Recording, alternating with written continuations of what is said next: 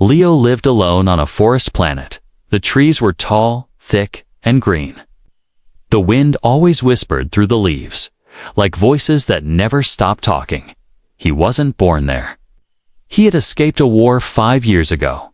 Since then, he built a small life in peace with no visitors, no cities, and no noise. He hunted, he grew food, and he fixed machines he found in old crash sites. His only friends were broken droids and the sound of animals in the trees. One night, while sitting near his campfire, he saw a flash in the sky. It was fast, bright, and burning red. A small ship, no bigger than a pod, was falling fast. Smoke trailed behind it as it cut through the clouds. Then he heard the crash. The ground shook under him. Birds flew into the sky, screaming. Something had fallen, and it wasn't from his world. Leo stood quickly, grabbed his old rifle, and put on his coat. His mind raced. Was it another scavenger? A smuggler? Or worse, was it something military? He followed the smoke into the forest. The deeper he walked, the darker it got. Even the animals were silent. Finally, he found the wreck. The escape pod was buried halfway into the dirt. Its hull was cracked, and strange blue lights flickered inside.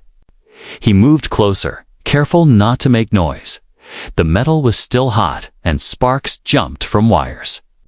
Then he heard it crying. Not human crying. It was soft, high, and strange, like a song mixed with pain. Leo peeked into the pod. His eyes widened. Inside was a creature, no, a person. She had dark skin that shimmered like stone. Her hair looked like tiny silver roots. Her body was bleeding. And she was holding something close. A baby. The baby was glowing faintly. Its eyes were closed, and it cried softly. Its little hands gripped the air like it was searching for help. The mother opened her eyes and saw Leo. She didn't speak his language, but her eyes said everything's fear, pain, and a simple plea. Help us. Leo didn't move for a moment. He was trained not to help unknown species. He had seen what happened when you trusted the wrong alien during wartime. But this was different. She wasn't holding a weapon. She was shielding her child, even while hurt. She was protecting him. Leo lowered his rifle. He stepped into the pod and reached out his hand slowly. The mother tensed. Then, gently, she handed him the baby. She passed out right after. Leo looked at the child. It stopped crying and looked into his eyes. Its skin was smooth, pale blue, and warm to the touch. Okay, Leo whispered. I've got you. He wrapped the baby in his coat, then pulled the mother over his shoulder. It wasn't easy, but he carried them both back to his bunker. The trip took almost an hour. The night was cold, and the stars above watched silently. When he reached home, he laid the mother on a soft cot. He placed the baby in a heating box he used for orphaned animals. He had no medical training, but he cleaned her wounds and closed them with an old med patch. The baby watched the whole time, blinking slowly. Leo sat back and took a breath. What am I doing? He whispered. Just then, he heard a soft beep. He turned to see the alien pod on his monitor was still active. A red blinking light showed on the corner. A beacon someone would come looking. And soon he stared at the screen. If he turned the beacon off, they might not find the pod, but they'd know someone had been there. If he left it on, it would bring ships, weapons, and questions. He looked back at the sleeping mother and her baby. They didn't look like a threat. They looked like a family trying to survive. Leo walked to the computer and changed the signal. He didn't turn it off. He reprogrammed it to bounce the location across the planet. Whoever came would waste days scanning the wrong forests. He wasn't ready to give them up. That night, Leo sat next to the baby and watched it sleep. It made small sounds, like a cat purring. He touched its hand gently. You don't know me, he whispered, but I think you're safe now. From the corner, the mother opened her eyes. She saw him holding the baby. Her body was too weak to speak, but she gave a small nod. A thank you, outside, in orbit. A silent ship picked up the bouncing beacon, its dark screen lit up with red dots. A voice spoke inside. Target located, recover the asset, back on the surface. Leo didn't know it yet, but by choosing to save them, he had become the only family they had left, and very soon he would have to fight to keep them safe. The forest was still dark when Leo woke up. He had barely slept. His eyes opened to the soft glow of the baby's skin, gently pulsing like a heartbeat. In the cot across the room, the alien mother was breathing slowly. Her body had stopped shaking, but her face showed pain. Leo stood up and checked her wounds. The med patches were holding. Kata. But she needed more care. I hope you can heal fast, he whispered. We don't have a hospital here. He walked over to the corner shelf. It held old tech, broken scanners, and dusty tools. One small box blinked green. He pulled it out. It was a first-gen medical AI drone, rusty, slow, but still working. He placed it beside the mother and turned it on. The drone buzzed to life and scanned her body. Its voice was soft and robotic, severe. Internal damage, non-human physiology detected. Beginning treatment, Leo stepped back, watching the tiny machine apply a healing gel to her skin. The smell filled the room, metallic and sharp. The baby opened its eyes again. Its pupils were large and deep purple. When it saw Leo, it didn't cry. It reached toward him with tiny fingers. Leo hesitated. Then he picked it up, gently. The baby felt light, warm, and calm in his arms. You're not so scary, he whispered, smiling for the first time in days. Suddenly, the AI drone stopped. Its lights blinked red. Warning, it said. Embedded tracking signal detected. Leo's eyes went wide. He leaned in. Where? The drone pointed at the baby's chest. Signal is inactive, but designed to activate if vitals drop or DNA changes. Leo looked down at the baby. It yawned and blinked up at him. Innocent, unaware. That's why they're after you. He whispered, not just her, but you. He turned to the mother, who was now awake. Her eyes were open, and she had heard everything. She tried to speak, but coughed, her voice rough and strange. Leo knelt beside her. Do you understand me? He asked. She nodded slowly. Her lips moved, forming strange words. Then she spoke one human word, barely clear, but real. Safe. Leo nodded. Yes. He said softly, you're safe here. For now. She reached out and touched his hand. Her fingers were rough, but gentle. She pointed to the baby, then placed her hand on her chest. Vera, she said, then pointed to the child's soul. Leo repeated the names. Vera, soul. She gave a tired smile. Leo gently handed her soul, and the baby curled into her arms. The warmth between them was real. They were mother and child, and now they had him too. For the next few days, Leo helped them recover. He fixed broken gear, cooked soft food, and kept Soul warm. Vera could sit up now, and she had started learning simple human words. Food, water, safe, thank, Soul. Laughed often. His glow became brighter every time Vera held him. But Leo also noticed something strange. When Vera touched Soul, he seemed to charge with energy. And when Soul cried, lights flickered, and small machines nearby moved on their own. Leo watched one night as Soul's eyes turned silver for a moment. A broken hover drone in the corner suddenly floated into the air, then dropped again. Silent. That's not normal, Leo said, staring. You're something special. Vera nodded slowly. She touched her chest again and spoke a few alien words. Then she pointed to the stars. Run, she said. Hide. You were escaping. Leo asked. She nodded. War, she added. Bad men. Leo sat down next to her. I've seen war, he said quietly. I lost everything to it. She touched his shoulder gently. Two survivors from different worlds, now sharing the same wound. Suddenly, the power flickered.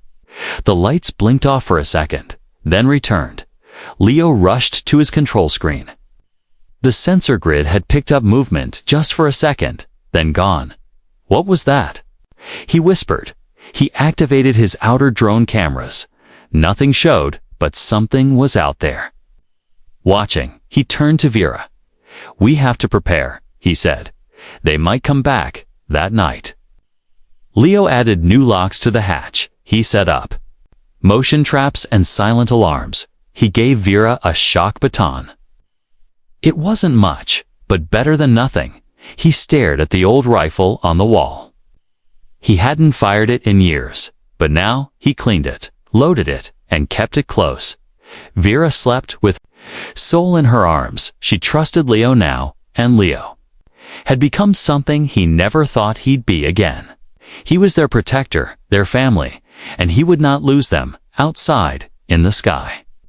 A black ship drifted quietly in orbit. Inside, a shadowy figure looked at the beacon signal, still faint. But steady. They've altered the pod's frequency, the figure said, but the child's energy is waking. Another voice replied, prepare the capture team, recover the asset, destroy the human. The forest wind felt colder that morning. Even the birds stayed quiet, hiding in the trees. Leo stood near the bunker door, holding his rifle. He didn't sleep much the night before. The sensors had picked up strange energy twice. Something or someone was watching them. Inside the bunker, Vera sat on the floor with Soul in her lap. She was teaching him words in her language. The child giggled, touching her face and glowing softly. Leo walked in, his boots still muddy. They're close, he said quietly. I don't know who, but they're not friendly. Vera looked up, her smile fading. She pulled Soul close to her chest. Run? She asked. Not yet, Leo said. They haven't found us, but we need to be ready. He opened a wall panel, revealing a tunnel beneath the bunker. Emergency exit, he explained. You and Soul go down there if anything happens. Vera stared into the darkness, then nodded. Safe, she said. Family. Leo paused for a moment, surprised by the word. Then he smiled a little. Yeah, he said.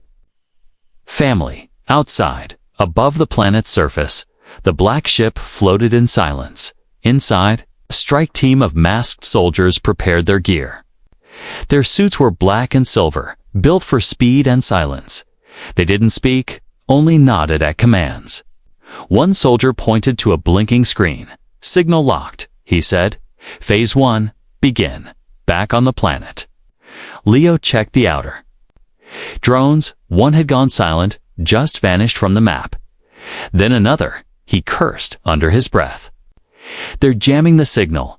Suddenly, the ground shook. A loud crash echoed from the east forest. Leo grabbed his rifle and ran outside. He moved through the trees like a hunter, quiet, fast, focused. Then he saw it, one of his drones. Smashed on the ground, burned. Near it stood a dark figure, scanning the area. The suit had no face, just a black helmet. The figure turned toward Leo's direction. Leo held his breath, then slowly backed away. He returned to the bunker, slammed the hatch, and locked it. They're here, he said. Breathing hard, strike team. Vera stood up with Soul in her arms, her eyes sharp. She was scared, but she didn't panic. She handed Soul to Leo and picked up the shock baton. Leo blinked. You sure you can fight? Vera gave a small nod. Protect, she said. Leo looked at Soul. The child stared at him calmly. A small pulse of light flashed from the baby's hand. Suddenly, the bunker's lights turned brighter. The power core surged. Leo looked at the baby, confused. Did you do that? The baby giggled. Vera smiled gently. Energy, she said. Gift. Leo stared for a second, then whispered, we'll need every gift we can get. Suddenly, the alarm beeped, motion detected. The First soldier was at the main hatch. He placed a charge and stepped back. Boom. The door shook, but didn't break. The second soldier fired a small sonic pulse. The bunker systems blinked, then rebooted. Sol reached out his tiny hand, and the lights stayed on. Leo's voice cracked. He's holding the power online. That kid is saving our lives. Vera touched the wall. And strange symbols glowed where her fingers moved. Leo stared. You understand this tech? She nodded. My people build. Before war, Leo nodded. Let's give them a surprise. He turned on the trap's shock panels under the dirt. EMP bursts and smoke bombs. Outside, the strike team moved in fast. 3 came from the front, 2 from the trees above, but as soon as they hit the ground, the dirt sparked. Zap! 1 soldier dropped, twitching, suit overloaded. Another slipped on mud and slammed into a hidden metal bar. Smoke filled the trees, making it hard to see. Leo fired 1 shot direct hit to the helmet of a soldier. The enemy fell without a sound, but 1 made it through. He dropped into the back of the bunker through the roof. Vera turned quickly. The soldier raised his weapon. Sol screamed in that moment. A shockwave of pure light burst from the child. The soldier froze in midair, then dropped unconscious. Leo rushed in. What happened? Vera held Sol, her hands glowing faintly. Protect. She said again. Leo stared at the soldier, then at the child. You're? Something else. They dragged the soldier out, tied him in vines, and left him in the woods. The rest of the team retreated, confused and damaged. Inside the ship above, the commander watched the failure. He frowned. The child has activated. It's adapting faster than expected. Another voice replied, Then we send the real team. Back in the bunker, Leo checked the systems. The sensors were back. The power stable. He turned to Vera. We survived today, he said. But they're not done. She looked at him calmly. Together, she said. Fight. He nodded. Together, outside, the wind returned. But it didn't feel cold anymore, now. It felt like the start of a storm. The sun rose slowly over the forest. Soft light passed through the trees, and the air was quiet again.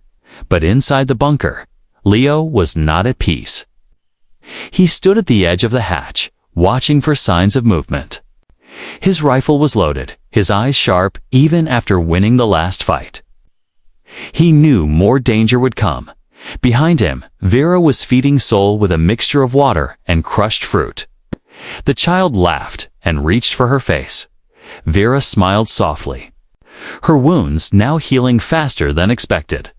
Leo turned and looked at them. The way Vera held Sol was full of love. It reminded him of something he had lost long ago. He walked over, sat beside them, and placed his hand on the floor. Sol crawled toward him and touched his hand. A small spark of warmth passed between them. You're growing stronger, little guy, Leo said with a soft smile.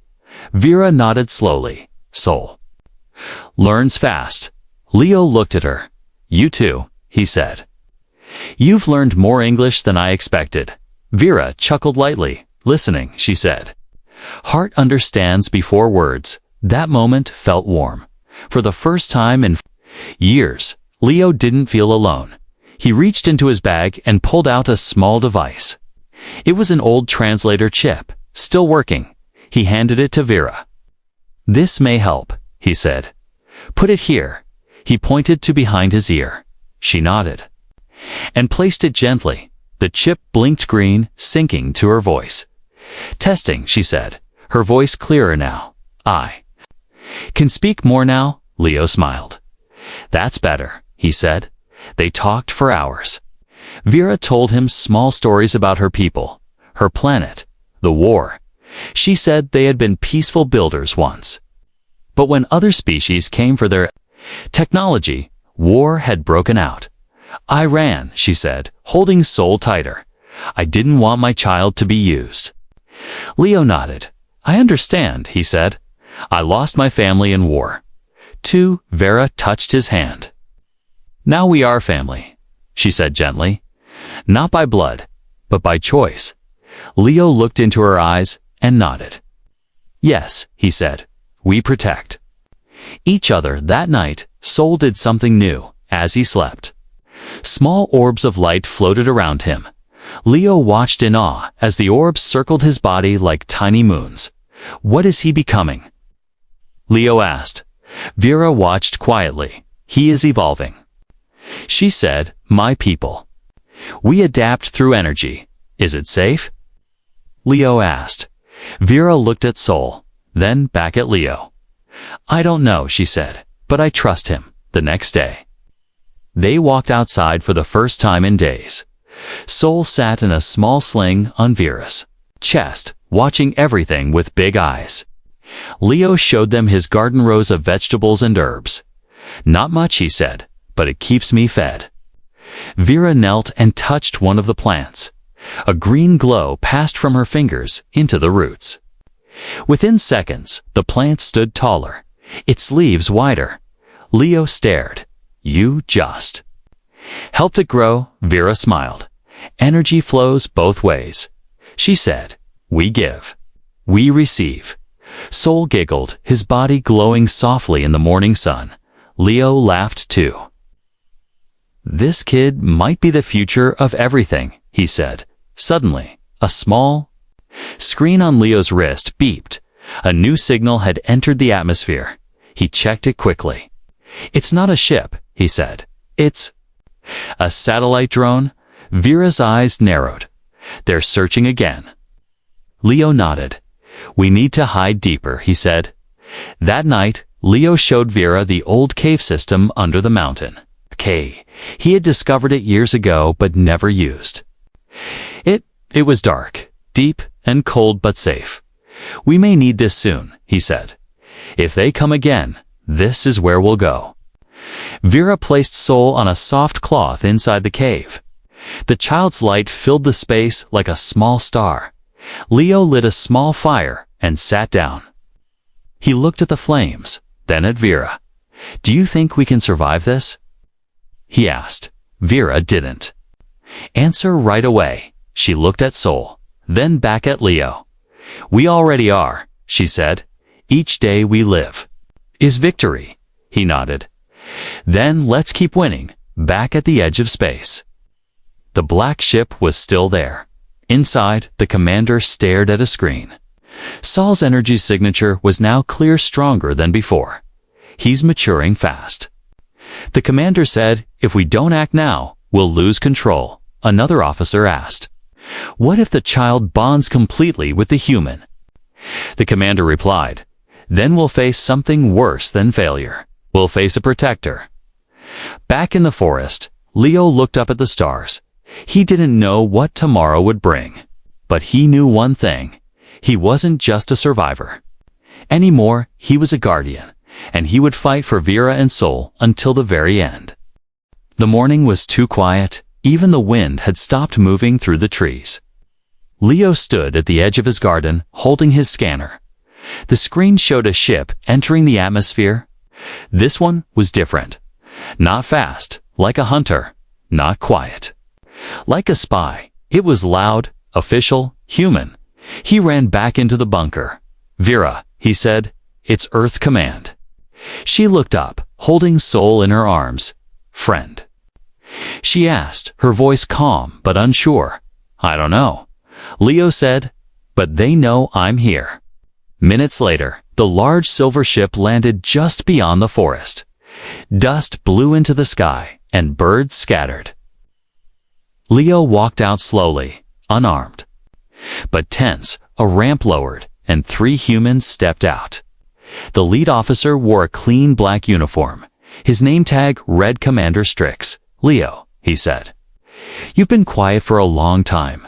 We need to talk. Leo nodded. I guessed you'd come eventually.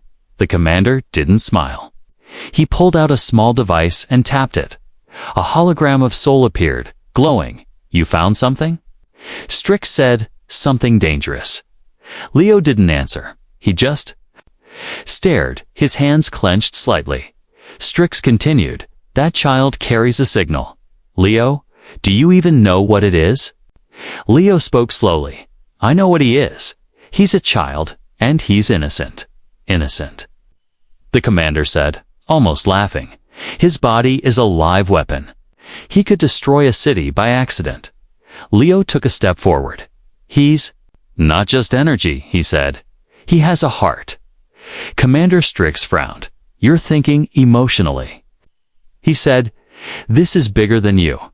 The child must be transferred to Earth's research immediately, and the mother."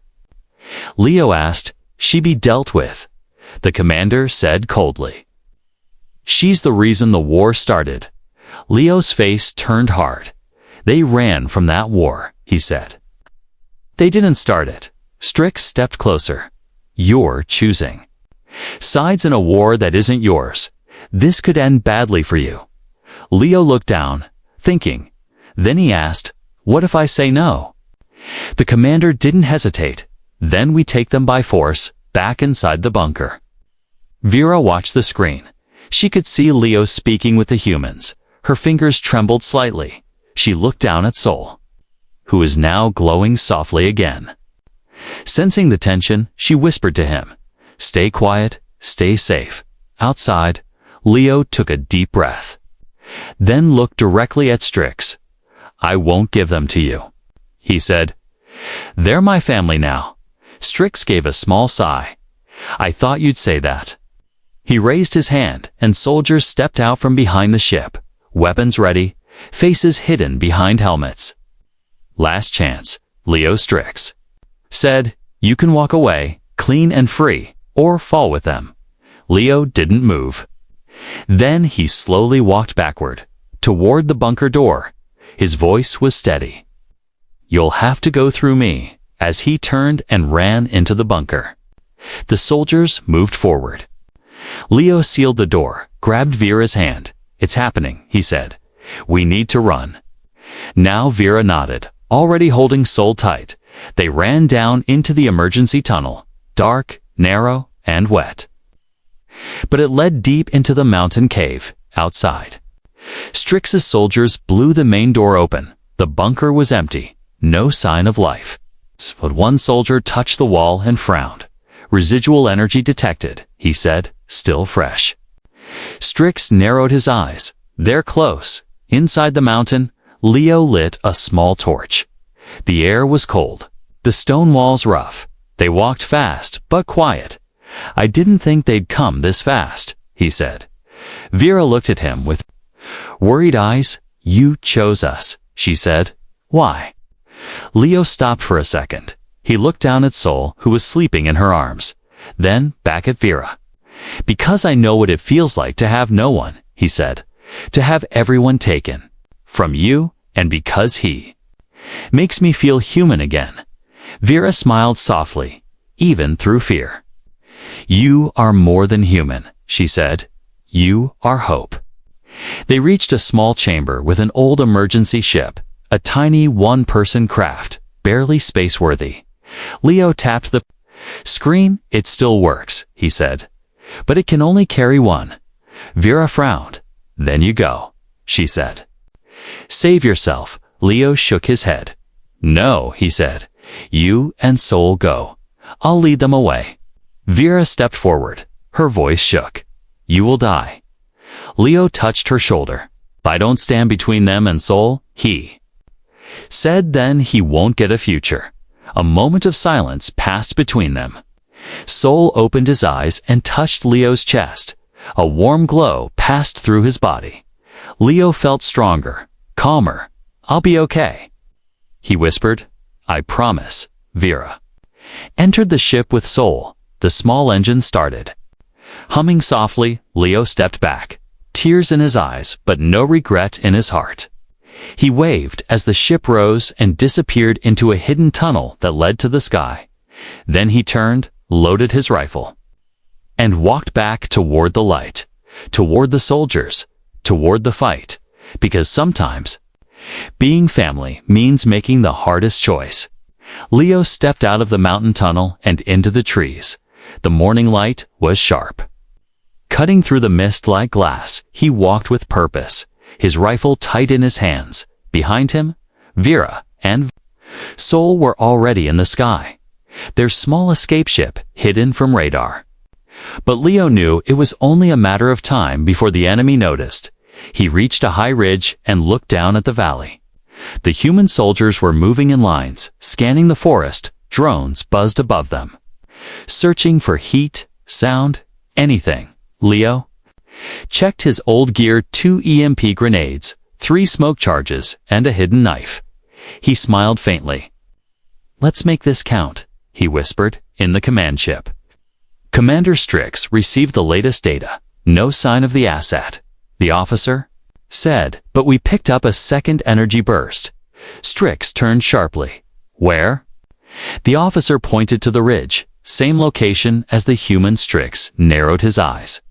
"He's distracting us.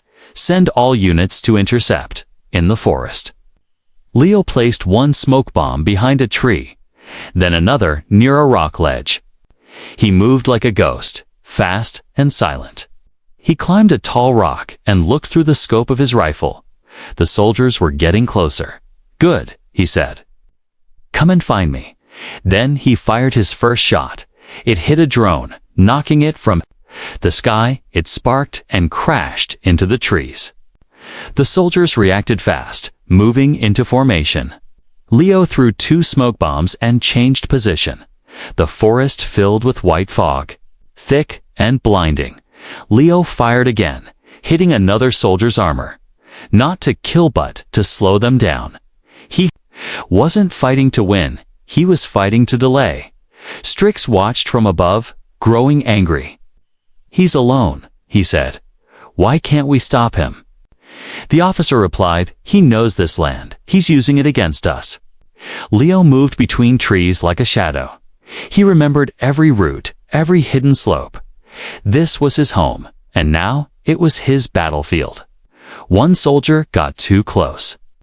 Leo dropped from above and struck with the knife, quick, clean, and silent. Then he vanished again. The radio signals crackled with confusion. "He's everywhere." A soldier shouted, "We can't see him." Leo smiled behind a tree. "That's the point," he whispered, suddenly. A warning appeared on his scanner. One of the drones had spotted something in the sky. His heart sank. "They found the ship," he said. Strix grinned as the signal flashed across his screen. "There they are," he said. "Launch the intercept team." Leo made a choice. He grabbed his last EMP grenade and ran to the cliff edge. Below him, the intercept shuttle was lifting off, heading toward Vera and Sol. He pulled the pin and threw the EMP. It exploded mid-air. The shuttle shook, sparks flying, and dropped hard. Into the forest, Leo screamed as gunfire erupted behind him. He turned and saw 4 soldiers charging. He dove behind a rock and returned fire. One by one, the soldiers fell or retreated, but a shot grazed Leo's shoulder. He winced, clutching his arm. His breath was heavy, his vision blurred. But he smiled anyway. "Still here," he whispered. "Still standing, far above the planet." Vera's ship reached orbit. Sol sat in her lap, glowing softly. She looked down at the world below, her eyes filled with worry. She touched the panel, trying to find Leo's signal. It was weak, but still there. She held Sol close. "Be strong," she whispered. "Your father fights for us." Back on the ground, Leo stumbled into a cave opening. He set one final trap behind him, a timed charge, if they followed him inside, so they'd get a surprise. He leaned against the wall, breathing. Hard blood stained his shirt, his hands shook, but he smiled anyway. "They're safe," he whispered. "That's all that matters." The cave echoed with footsteps. The final squad had arrived. Commander Strix entered with his rifle drawn. "You fought well, Leo," he said, "but it's over." Leo looked up. "No," he said. "It's just beginning." He pressed the trigger. The cave shook with the force of the explosion. Smoke and fire filled the tunnel. The entrance collapsed, trapping the team inside. Strix and his men were caught in the blast above the planet. Vera saw the final light burst on the surface. She closed her eyes. Tears ran down her cheeks. Sol placed a hand on her face. The warmth of his touch filled her with peace. She looked into his glowing eyes and whispered, "Thank you, Leo. You gave us a future." The ship turned and disappeared into deep space. The stars ahead were bright, endless, and full of hope. Leo's story would not be forgotten, because sometimes the greatest warriors don't fight for glory. They fight for love, for peace, for family. The stars stretched out like silver roads in the darkness of space. Vera sat in the pilot's seat of the tiny escape ship, holding Sol in her arms. The baby had stopped glowing now, asleep and calm. She looked at the monitor in front of her. It showed no signs of pursuit, no signals from the enemy, only silence, and the soft hum of the ship moving forward. Leo's signal was gone. She had seen the light from the explosion. She had felt it in her heart. But she also knew he had done it to protect them. Her eyes were tired, her body weak, but her spirit was not broken, not anymore. Sol stirred in her arms. He opened his purple eyes and looked around. He didn't cry. Instead, he reached toward the window. Pointing at the stars, Vera smiled softly. "We're free now," she whispered, "because of him." She opened the ship's data logs before the final battle. Leo had added one last message. She pressed play, and his voice filled the small cabin. "If you're hearing this, it means I did my part. I kept you safe. You're not just aliens to me. You're family, Vera. Raise Sol with love, not fear.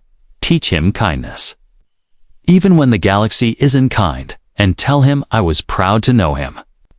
Even for a short time, Vera closed her eyes, letting the tears fall slowly.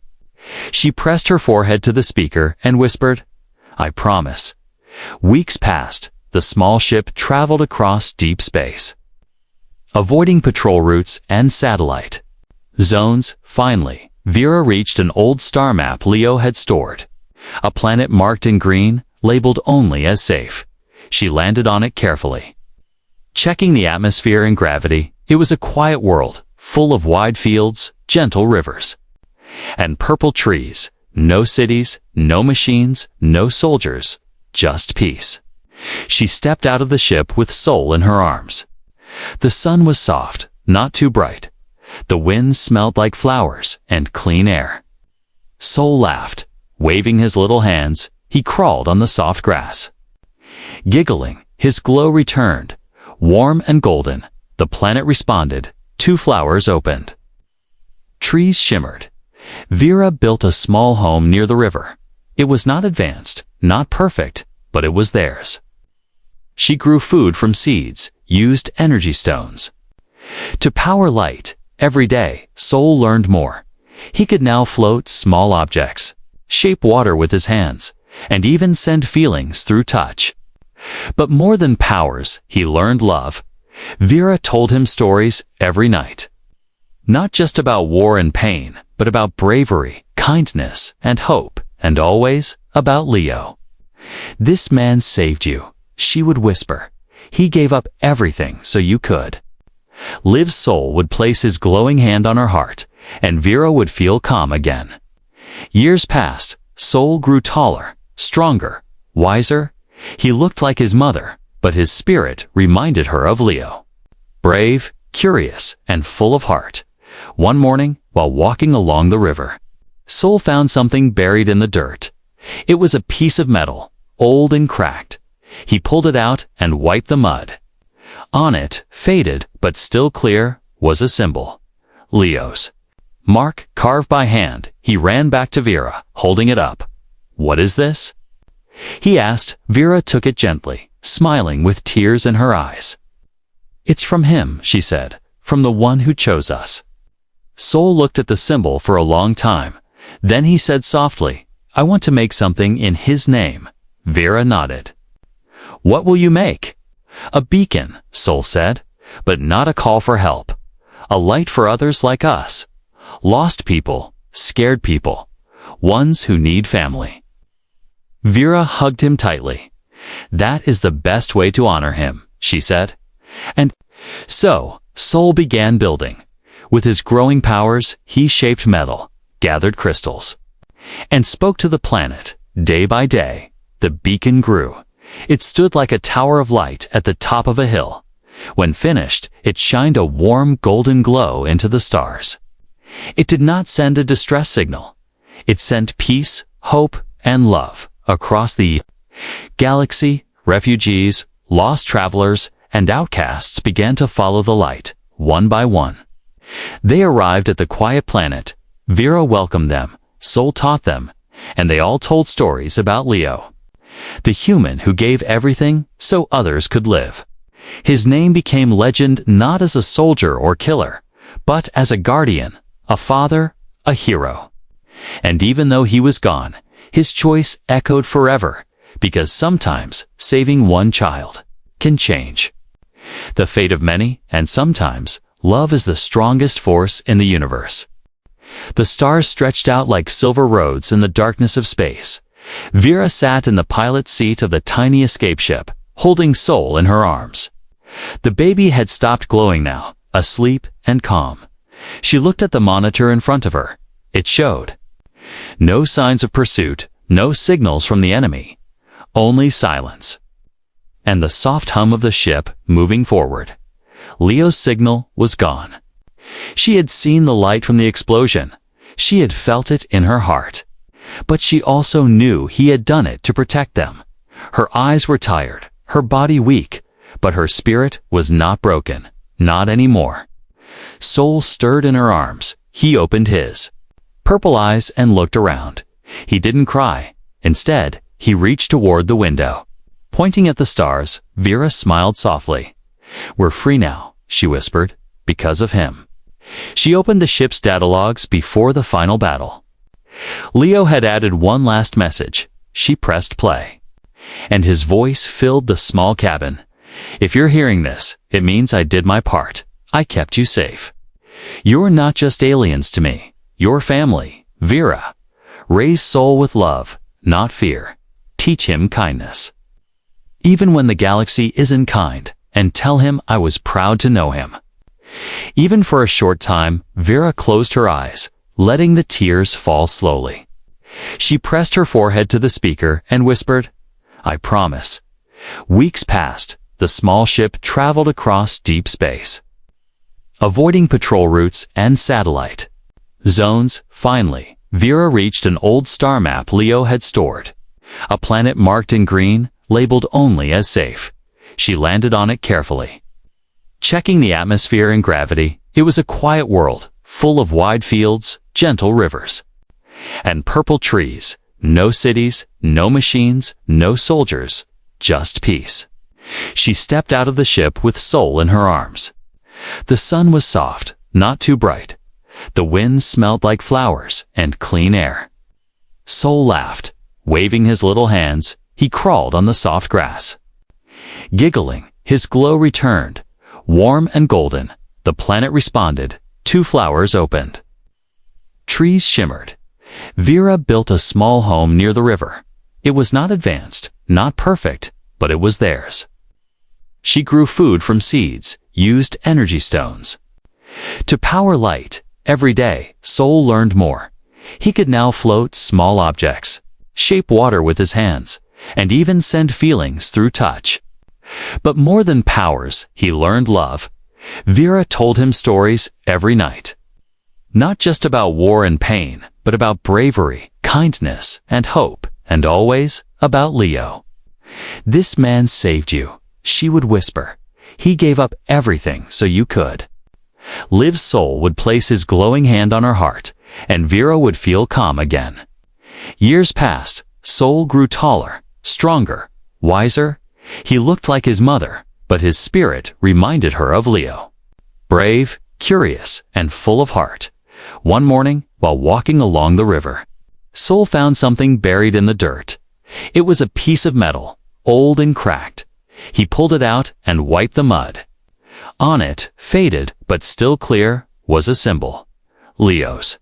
mark carved by hand, he ran back to Vera, holding it up. "What is this?"